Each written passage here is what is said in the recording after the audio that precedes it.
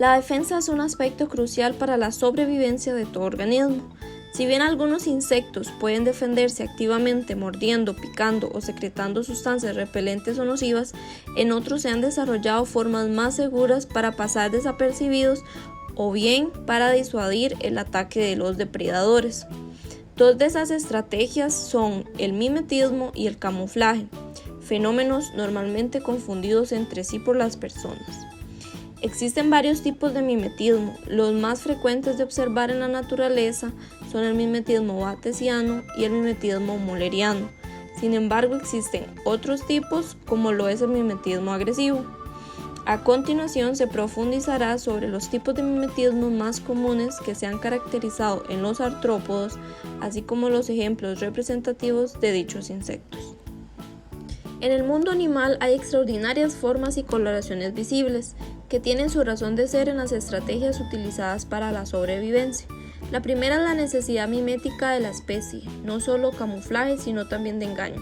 A menudo los engaños van más allá de los trucos con el uso de las llamadas manchas oculares, que parecen gigantescos ojos, las cabezas falsas o antenas, que imitan la anatomía de animales peligrosos, para desviar así la atención del depredador con la imitación.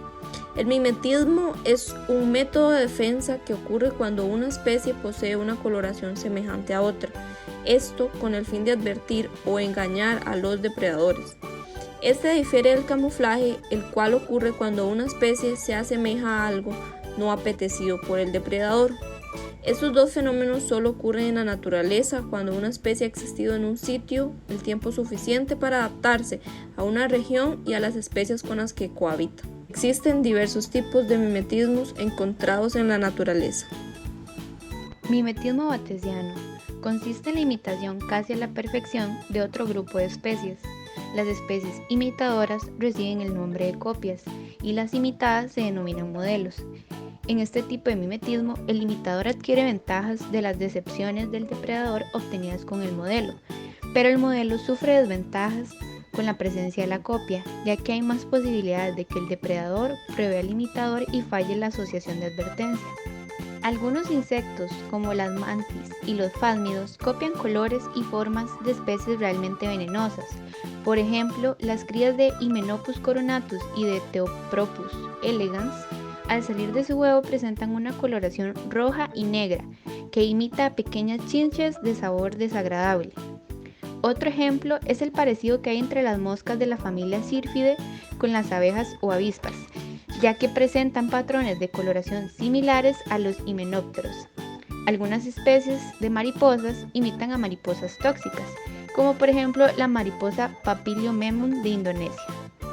Mimetismo mulleriano.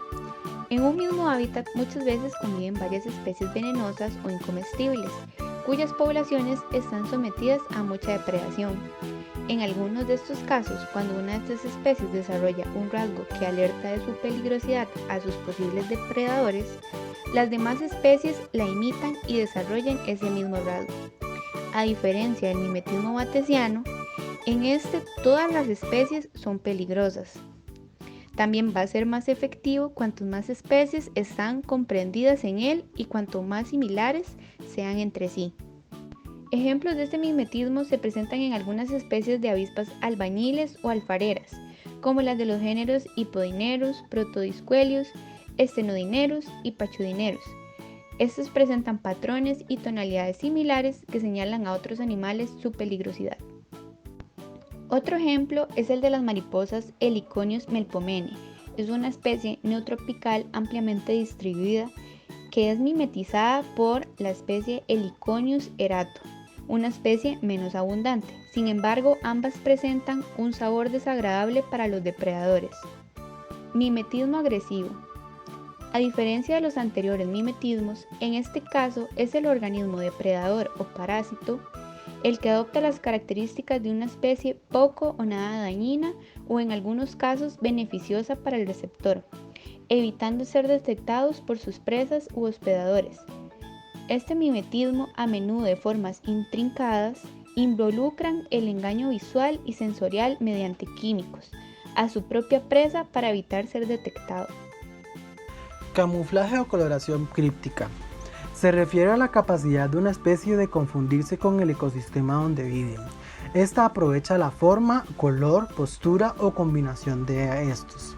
Se le conoce como homomorfismo y amocromismo cuando algunos organismos intentan parecerse por forma y color a un objeto inanimado. Por otro lado, cuando se rompen las líneas estructurales del cuerpo con bandas y dibujos particulares, se le conoce como coloración disruptiva o somatolítica.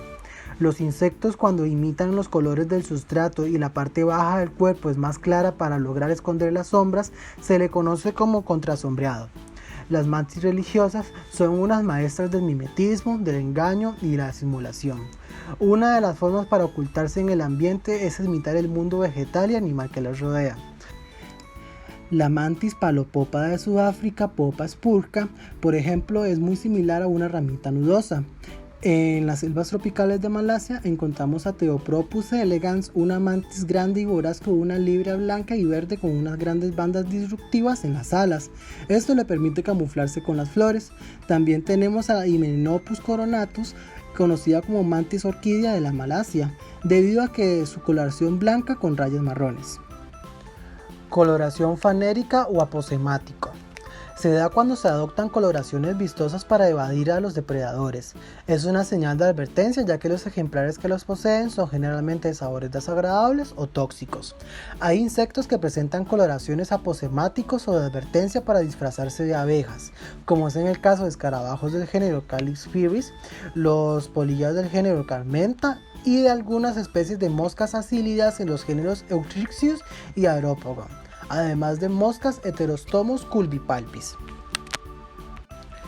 Como vemos, el mimetismo y el camuflaje son mecanismos del cual muchos insectos se benefician, donde estos lo utilizan como un sistema de defensa ante la presencia de distintos depredadores y como posibles presas.